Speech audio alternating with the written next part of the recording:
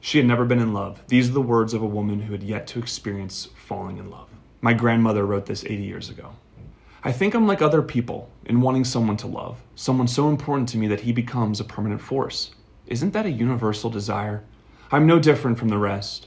There is no question in my mind but what the only way to live a full life is to live it with someone. Honor and fame are nothing. And experience alone is insignificant.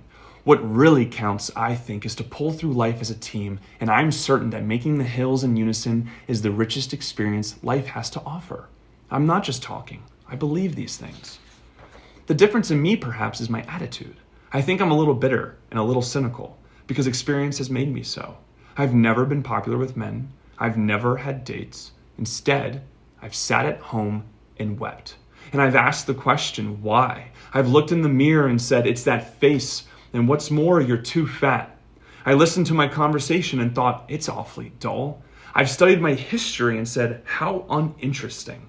My sister has said, it's your clothes. My brothers have said, you don't give a guy a chance. And I've decided it was a pretty hopeless case. Objectively, I know these things aren't all true. I'm probably no plainer, no fatter, no duller than others. I'm probably average. But the fact remains that I've always been the wallflower and the extra, and it has affected me, in spite of all the lectures I've given myself. I've seen others have good times and eventually marry and settle down. My brothers and sister have, my friends have, and yet I go on alone. Twice I've met men who've made my heart run a few beats faster, but in both cases the situation was utterly impossible. And I've come to the conclusion that the thing I wanted most in life was not for me. So I've turned to other things. I've found diversion and activity, and I've kept constantly on the go. And I've found novelty and excitement in travel. So I have adventured around the world.